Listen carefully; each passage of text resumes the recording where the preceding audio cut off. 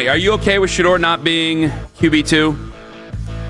I gotta say, I kind of anticipated that. There were some videos. But are you okay with it? Well, so there's some videos rolling around from me from 2 weeks ago saying, guys, Bailey Zappi will play ahead of Shedeur, and people lost their mind. I mean, it got sent directly to the Sanders family. People were noting that who is this host in Cleveland who's not giving him a chance? I'm just reading the tea leaves. Like, I think it's pretty obvious. Mm-hmm. And then it happens yesterday, and I'm like, yeah, I kind of thought that was the case. But you're asking me if I'm good with it.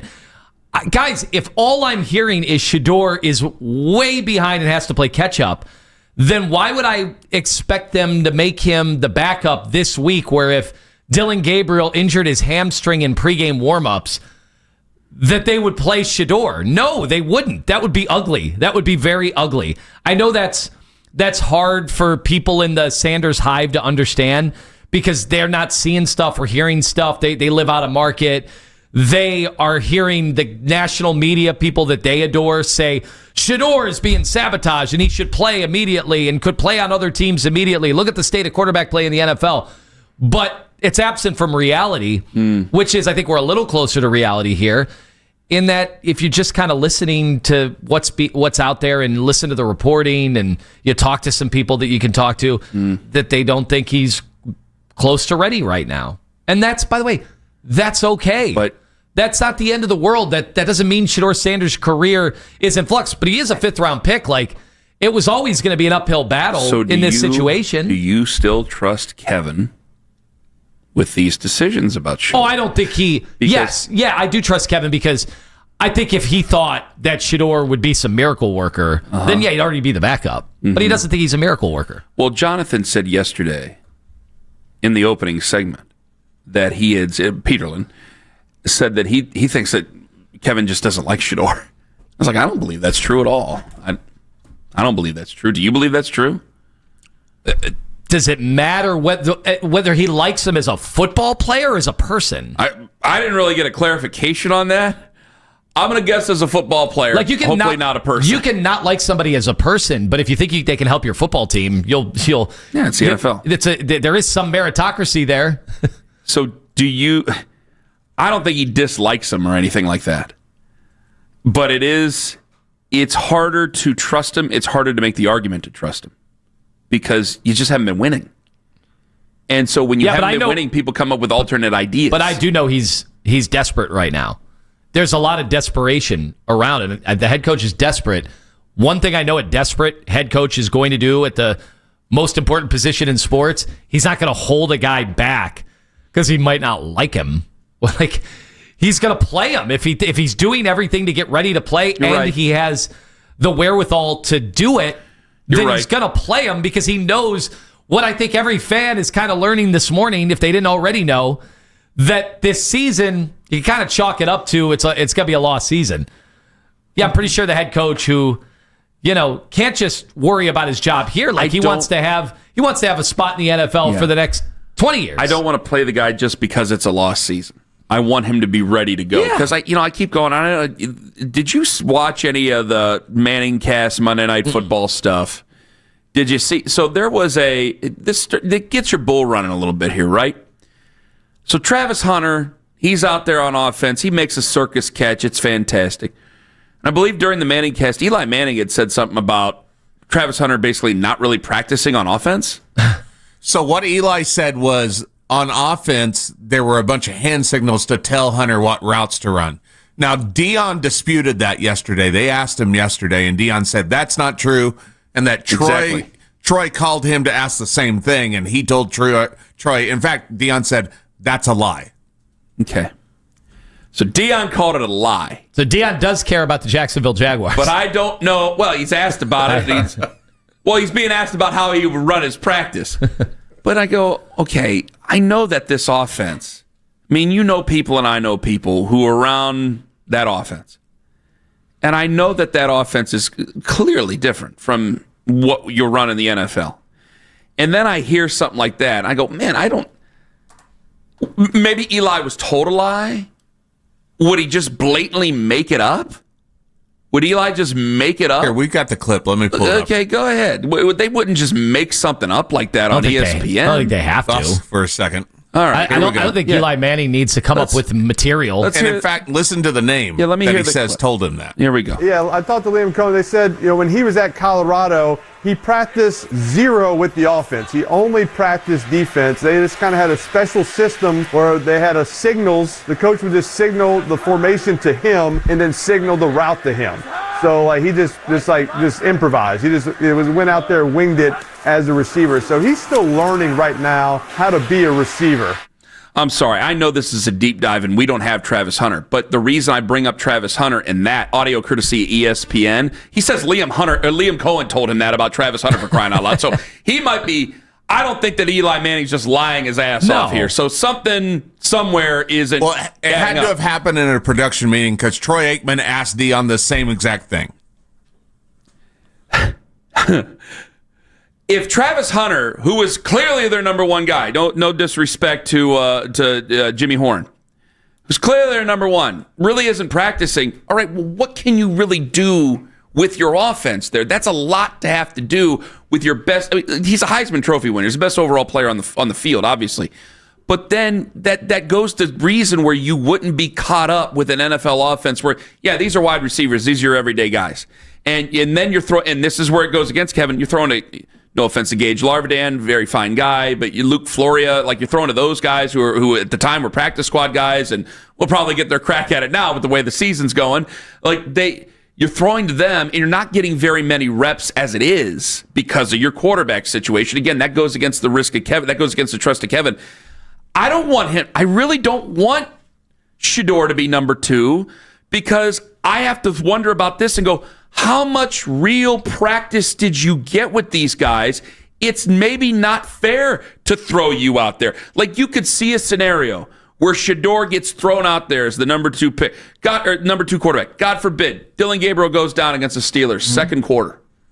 Here comes Shedeur Sanders immediately. All NFL Network, everything's in on the Browns.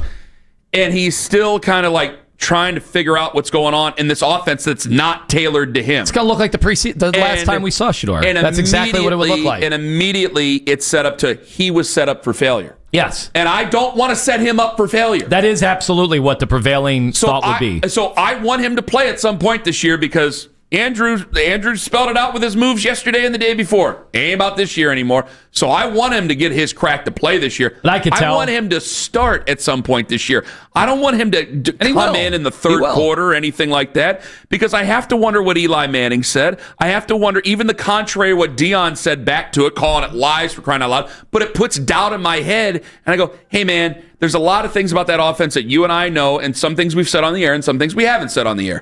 And there's a lot of things that we know about what's happened with this. And there's things that we know where there's guys who are in uniform who have said, and some of them even on the record in some case, that, hey, he's a good kid. He just might not be ready yet. And it's only week 6. I can already tell, it's not even Kenny, Halloween yet. That we had that big discussion about, well, would he have been better off in Baltimore or Philadelphia or in Cleveland? I can already tell the Sanders fans who have joined our orbit and joined our conversations, and we appreciate seeing all of your reaction and engagement on YouTube Live. I could tell they all have buyer's remorse about Cleveland. They wish he was anywhere but Cleveland right now. They do not trust Kevin Stefanski and these Browns with Shedeur's future. Yeah, and you go back to it, and for Deion, again, you're running the ship at Colorado. And so I have to wonder a little bit about Deion here, and God knows I love Deion Sanders. But if you're trying to win football games and develop your son into an NFL quarterback, right? Isn't that the goal of all fathers? If you are the head coach at that time, isn't that what Deion was kind of trying to do? Yeah, that's a tough thing. You got to separate yourself at some points and be the head coach and not the father of the quarterback. You put yourself in an impossible position. I don't know how I would handle it if I was in that position. Clearly, listen, you put yourself in an impossible position. Because now you're in a place where you're going to Colorado. They're on their ass. They're terrible. You can say whatever you want to. I don't give a damn what anybody says. They hate Shedeur Sanders. The people who call in who didn't want to take him just hate the watch stuff and all this stuff. They were 1-11. They were the worst team in college football before they got there. They went to 4-8 to 9-4. You must give Shedeur Sanders and that football team credit for that. It doesn't just happen by accident. The other teams didn't lay down and let them score, for crying out loud. Quite the contrary. So Shedeur does have talent. And Deion's left in a terrible situation, an impossible situation, one he did technically create for himself. Your son's got to have this offense, but you got to win football games, and you have the best overall athlete in college football playing for you. So you have to use that athlete because you're at Colorado, because you got new guys coming in. You have to have people you can trust. Travis is a guy you can trust, so you have to use him on both sides of the ball. But then you also have to be tasked in the back of your head going, you've played in the NFL a long time. You're a Hall of Famer. You know legendary quarterbacks. He had to have known, if this is true, what Eli said, you have to know that this is going to hurt him in his future. But then if you're Deion, you go to the Browns because he wants to play. But then you're throwing to ball boys. You're throwing to guys of Baldwin Wallace.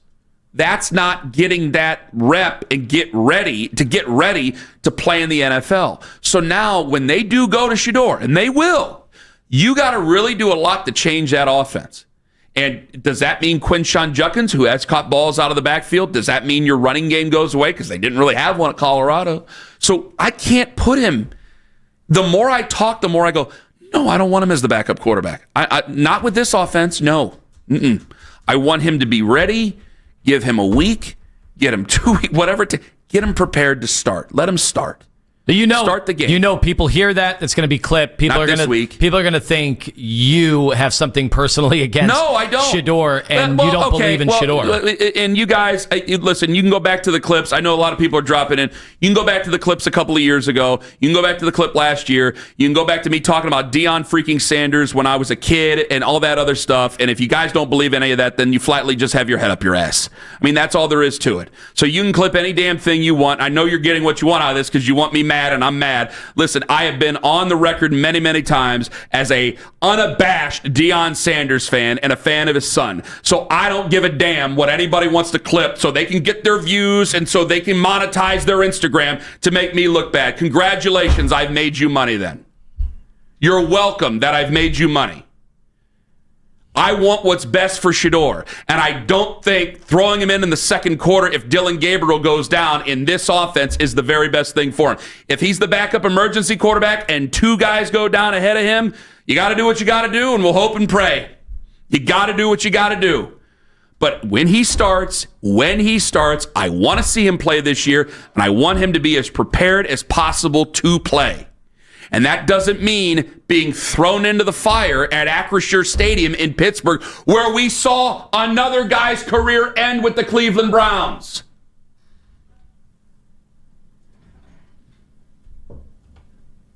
We done? Scott and Euclid, hello. Yeah, I'd like to know why they drafted Shedeur Sanders in the first place. And I'd also like to know why we drafted John Rinaldi. That's a shot. Come on. I saw at the combine. God. That was a fun roller coaster watching you figure out what he was Didn't talking the combine say 5'11"? I know it was. Yeah, I'm not. I know people say 5'9". How big were the shoes he was wearing at the combine? It sounds like that song you used to sing, 5 and 11, 5 and 10, 5 and 3 and 13. I'm not recognizing that. Jonathan in Cleveland. Jonathan, hello. Yeah, hey, thanks, guys. Love your show. I just think it's so disrespectful how we're treating Dillon Gabriel. I mean, ever since he's come in, he's been just a great guy. He's a quarterback. He's a quarterback 1, and we're talking about quarterback 3 at this point. We need to put some more respect on Dillon Gabriel. We need to treat him like he's a starter. He's only thrown 3 touchdowns, no picks, and a lot of the stuff on Sunday was not his fault. What do you want me to say? You treat him like the starting quarterback. I'm treating him like a starting quarterback. Like QB1. Yeah, he's a starter. I hear is about QB3 right now. What do you want me to say more about Dillon Gabriel that we haven't already said this week? And that come Sunday, if we're going to beat the Steelers, it's got to be Dillon Gabriel. We can't talk about Shedeur Sanders. On Sunday, if we're going to beat the Steelers, Jonathan, it's got to be with Dillon Gabriel. It's got to be with Dillon Gabriel. You are right about that. Thank you very much for the call. Jonathan's not wrong. I know what type of aura I'm giving off right now, but Jonathan's not wrong because if anybody, I will have far less I will have far less confidence in Bailey Zappi coming in. I will be very nervous if Shidor were have to coming in because I don't like this setup with him having to be an emergency at all. So if they're going to beat the Steelers on Sunday, it's got to be with Dillon Gabriel. There you go. He is the starting quarterback of the Cleveland Browns.